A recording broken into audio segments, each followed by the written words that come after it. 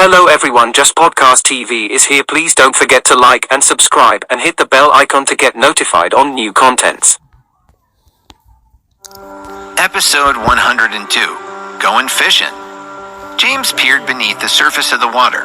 Sure enough, there were fish down there. Not only that, he could see that they were carp, a perfectly edible game fish. Wasting no time, he went into the forest to find earthworms, then used the axe to cut a stick into a basic gaff. With no hook or net available, this primitive method would have to do. Katie seemed doubtful. "You can catch a fish with that?" she asked. James gave her a confident smile. "Just stand back and watch." He tossed one of the worms into a shallow area near the edge of the pool. Then he held the gaff tightly with both hands, watching and waiting. He knew how to catch carp, having fished the mountain lakes and streams of the Blue Ridge all through his childhood. He'd had a rod and reel then, but he still understood how fish behaved in general. He would use that knowledge, plus his Bear Grylls survival skills, to get them their next meal. While James crouched by the pool waiting for a something to take his bait, Krista was sensible. She held the AK-47 and kept watch for predators. Vanessa and Katie squatted on either side of James. They stared at the worm in the water, hopeful he'd get a hit. Sure enough, a carp about as long as a ruler carefully swam towards the worm in the shallows.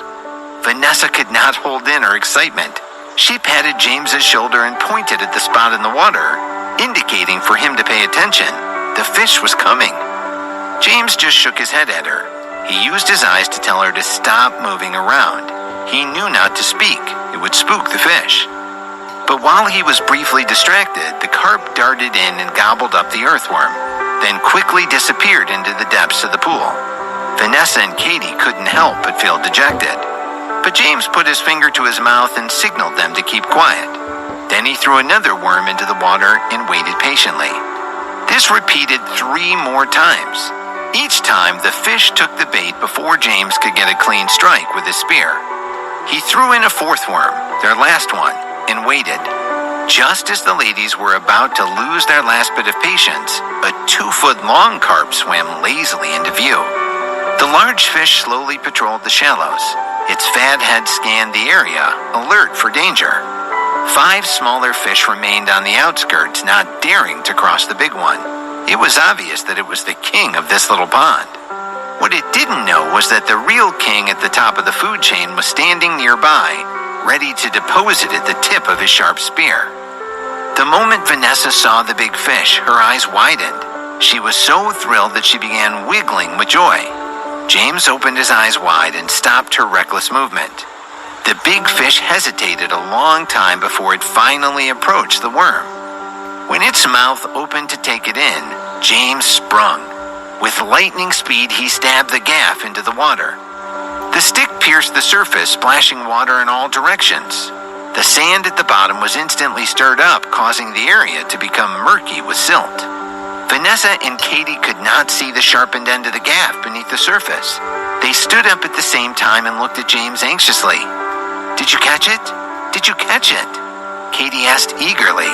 Even Krista, standing guard in the background, looked over, her eyes hopeful. James just shook his head, his expression blank. The ladies' disappointment was clear. "Ha!"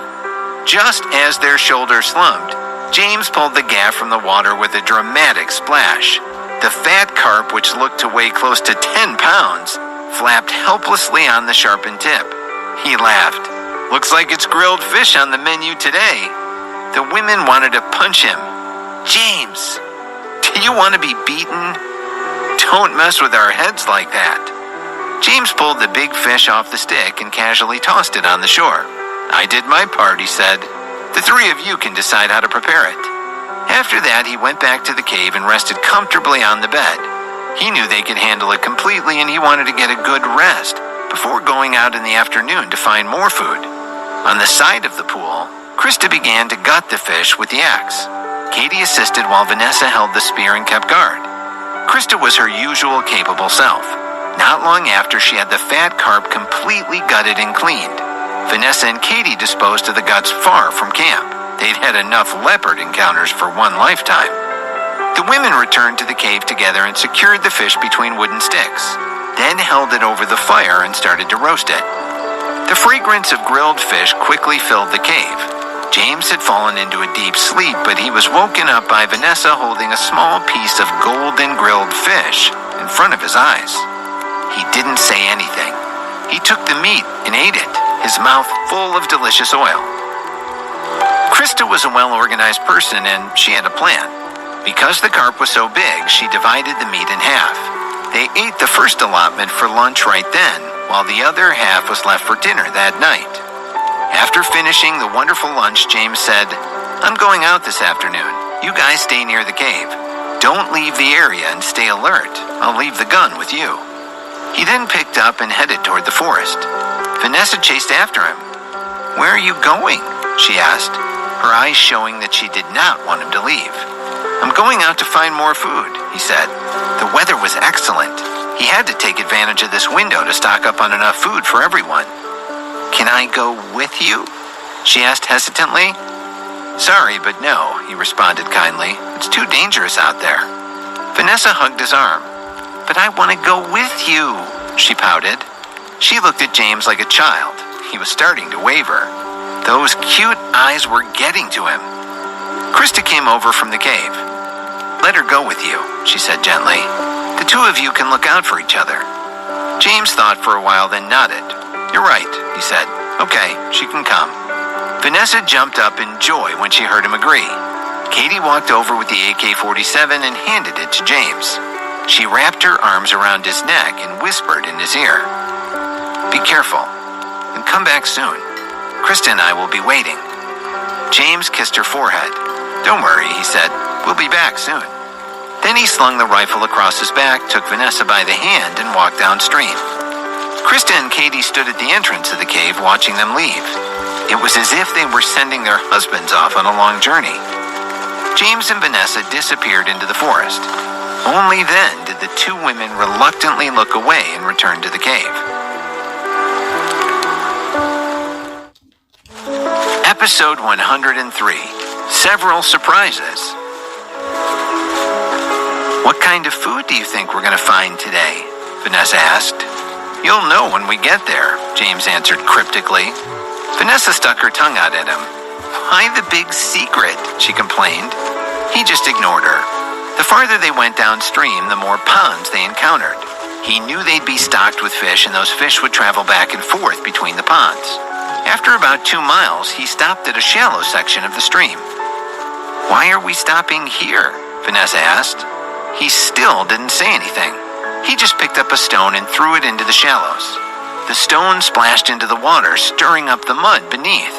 But in the next second, at least 4 or 5 fish started to churn in the cloudy stream. Vanessa laughed with delight when she saw this. "Now I know. You want to catch more fish." Spearing these fish with his gaff in such shallow water was a piece of cake. After a while, he'd harvested 5 mid-sized carp from the stream. Next, he strung a thin vine through their gills and tied the vine to a long branch, making a nifty fish carrier. Just like that, they followed the stream and kept catching fish. 4 hours later, they had harvested more than 30. As they arrived at a small beach on a bend in the creek, James squatted down. Looking at their harvest, his face was filled with worry. The problem? The climate on the island was hot. The fish were dead. Their food began to stink. At this rate, even if he brought the fish back now, it would be very difficult to keep them fresh for cooking. What a waste, he thought. Vanessa saw James frowning and was concerned. "We've gotten so much food today. Why do you look so sad?" she asked. James told her the dilemma. He did not expect her to offer any advice. It was purely to satisfy her curiosity. Who would have thought that Vanessa would laugh when she heard that? "That's easy," she said. "Instead of bringing back dead fish, let's bring back live ones. We can create our own rock pools in the stream near the cave and raise our own fish." James glanced at her in astonishment. She was definitely onto something. "Well, aren't you the smart one?" he said. But they still had a problem: how to transport live fish back to the cave. "But we don't have a container," he went on. "How can we bring fish back alive?" However, as soon as his voice faded, he slapped his thigh. Vanessa jumped. "What?" she said. Why are you so excited?" James ignored her and walked a little ways into the forest. Not after long, he returned with some vines and banana leaves. "Okay," Vanessa said. "What are you going to make this time?" "You'll see," he said with a mysterious smile. First, he weaved the vines into the shape of a bowl. Then he spread banana leaves in several thick layers along the bottoms and sides. Finally, he found some thick clay by the bank of the stream and smeared it evenly throughout the entire interior. He held up his basket and admired his craftsmanship. "I really am too talented," he teased. "Even I have to admire myself." Vanessa rolled her eyes. "Try filling it with water first, smart aleck, and see if it leaks." James didn't argue. He dipped it into the stream and filled it with water. To his immense pleasure and pride, it did not leak. Vanessa just shook her head, but she was just as pleased as he was. Just like that, they had a handheld basket that could hold water. Now they could transport live fish back to camp without worry. They were starting to run out of daylight. In order to get back to their shelter before sunset, James asked Vanessa to help catch the next batch of fish.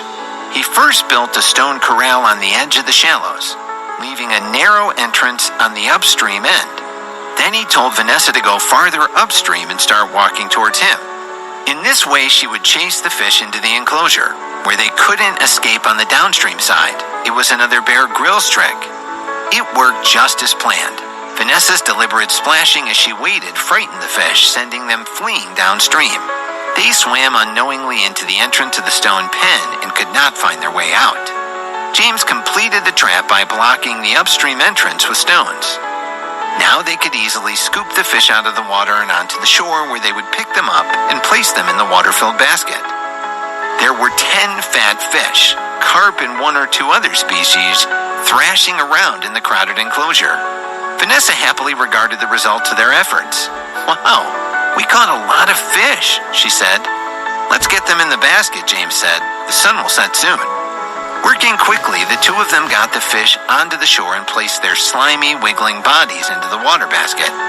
As James washed his hands in the stream, Vanessa asked out of nowhere, "James, do you love me?" Naturally, her question caught him completely off guard. Stunned for a moment, he quickly gathered his wits and tried to dodge the issue. "There's no time for that. We need to get these fish back to camp." Vanessa wasn't having any of that. "Answer me," she said firmly. "Who do you love the most among the 3 of us?" He pretended he hadn't heard her. "Yes, there are so many fish in the basket, the oxygen will soon run out and they'll die. Let's hurry back." Then he picked up the basket and scurried off. Vanessa had no choice but to follow. But by now she was smiling. She caught up with him and said, "All right, go ahead and change the topic, you coward. But I know you like all 3 of us." James became even more nervous, wondering where this conversation was going. Before he could say anything, Vanessa grabbed his arm and spun him around. She looked at him and smiled. "Don't be nervous, James. I just want to tell you that I actually have no problem with that thing between you and Krista. It's just that I want you to love me more than them." After she finished speaking, she pulled him close. Her sleek tan arms wrapped around his neck and her legs pressed tightly against his crotch. She brought her exquisite face close to his. Seeing this peerless beauty, how could he resist? He hugged her face with both hands and kissed her crazily. After their passionate kiss, he backed away and picked up the basket. As they walked towards home, he asked cautiously, "Do you really have no objection with that kind of thing?" Her answer was sincere. "I really don't." "Oh," was all that he could say. He was bewildered, but he had to admit he was quite happy with this unusual turn of events. After taking a few more steps, he said, "Vanessa, just so you know, nothing happened between Krista and me last night." It was already sunset when they returned to the cave shelter. Seeing the full harvest and hearing their story, Krista and Katie were delighted. Farming their own fish, it was such a good idea. After dinner, Krista took out a pair of gloves and handed them to James. "These are for you," she said. "You do a lot of the manual labor around here, so you need to protect your hands. This way you can better protect us all." He looked at the gloves with surprise. They were made of rabbit skin and thin vines. Although her raw materials were limited, Krista had done an incredibly meticulous job. Before he could express his sincere gratitude, Katie came over and handed something to him. It was a fishing net, woven from thin grass and vines. He was overwhelmed.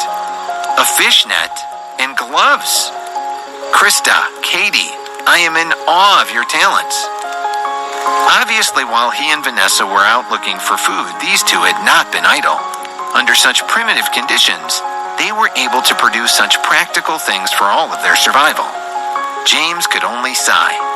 What would these extraordinary women do to surprise him next? Episode 104, A Test of Strength. Early the next morning, James went to the deep pool under the waterfall and built a small pond at its edge. Then he placed the fish they'd captured yesterday into the enclosure. He spent the rest of the morning using Katie's net to catch a fair number of fish in the pool below the falls and release them into the pond. Now, whenever they wanted to eat fish, they could pull one from this little pen and the fish would be absolutely fresh. It was very convenient. Seeing dozens of fish in the small pond, everyone was relieved. They wouldn't have to worry about starving anymore. They just need to be diligent about replenishing their stock. Krista came up with another good idea. She suggested that they slice the dead fish they had into fillets and smoke them over the fire. Not only would this add variety of taste to their diet, it would also preserve the meat for a longer period of time. Furthermore, if they were to ever attempt to leave the island on the life raft, the smoked fish would be convenient to take along as preserved rations. The sun was not too hot today. Krista asked James to gather more banana leaves and spread them out over by the stream. Meanwhile, she got busy cutting the fish into slices and smoking them over a smoldering fire. James, Vanessa, and Katie then spread them on the leaves to dry. The group busied themselves with this task until noon. The only issue with this process was the strong fishy smell emanating from so many fillets while they dried them by the stream. It prevented James from going out that afternoon. Instead, he kept watch by the stream with a gun. This was a precious resource for their long-term survival. It needed to be protected at all costs. After lunch, Krista walked over to James as he sat on a big rock with the rifle in his arms. "Take a break from guard duty and go dig up some mud for me," she said. "Clay would be best if you can find it." "What do you need that for?" he asked. "I studied a little ceramics in college," she said. "I want to try my hand at making some pottery." When he heard that, James jumped off the rock and kissed Krista on the cheek. "You can make pots? You really are a talented woman." Katie and Vanessa came over and listened to Krista's plan. Then the four of them went to a patch of mud on the bank of the stream and started to dig up great big gobs of it. The mud requirements to make functional pottery were very high. It had to be kneaded repeatedly in order to reach the necessary level of uniform softness and workability. Krista soon backed off from the digging and assumed a role of command. She instructed the others how to step on the mud in the pit they had dug earlier for this purpose. This was not a college pottery class. They needed a lot of mud to make a lot of pots, so they were using their feet instead of their hands to create the proper consistency in their raw material. The process of stepping on the mud was long and tedious. It was not until 4 o'clock in the afternoon that they had completed the task. They moved the mud into the cave together, which took a while. After washing up, only then did James pick up the AK again and resume guard on the big rock by the stream. In the cave, Katie and Vanessa learned how to make pottery under Krista's guidance. They were really enjoying themselves, talking, laughing, and admiring each other's creations. Seeing them getting along so well, James felt a surge of happiness. He began to fantasize about living on this isolated island with these 3 women forever. Although the conditions here were harsh, they could get by with a different, albeit more primitive way of life. If each of the girls were able to give birth to children to raise here, it would be the start of a whole new life. As he was lost in his thoughts, James heard a twig snap in the forest. He instantly tensed up, senses on high alert. He picked up the AK-47 and pointed it at the trees where he'd heard the sound. Smooth and silent, a leopard slowly emerged from the dense forest. The cat's body was long, robust, and strong.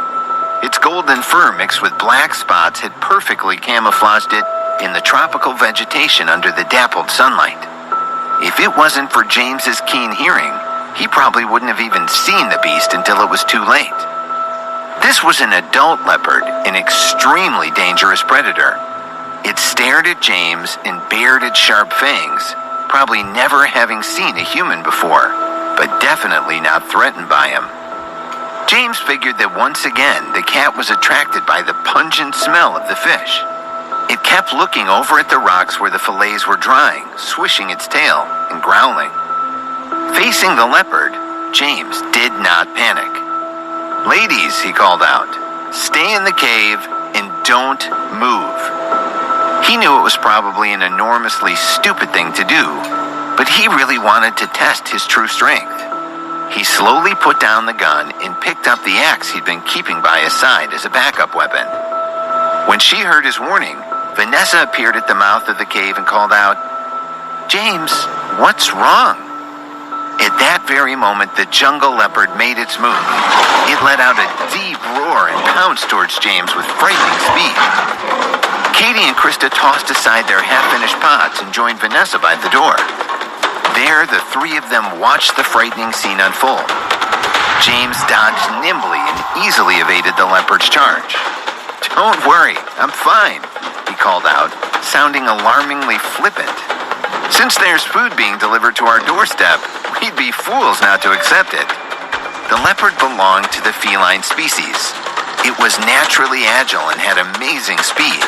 It pivoted quickly and slashed at James with its claws. The moment its paw whipped out, James jumped back just out of reach. He knew he could not keep dodging like this. Eventually, even he might make a fatal mistake. Therefore, the second he landed, James raised the axe and brought it down on the leopard's back. His speed was extraordinary, at least 10 times that of a normal person. His strength was also extraordinary, and the axe was very sharp. It embedded in the beast's back, emitting a sickening sound. Dark red blood spewed out of the wound in an instant, turning a large patch of the cat's golden hair a splotchy crimson. The leopard was gravely wounded. It leapt up into a large tree by the stream, letting out a series of painful growls.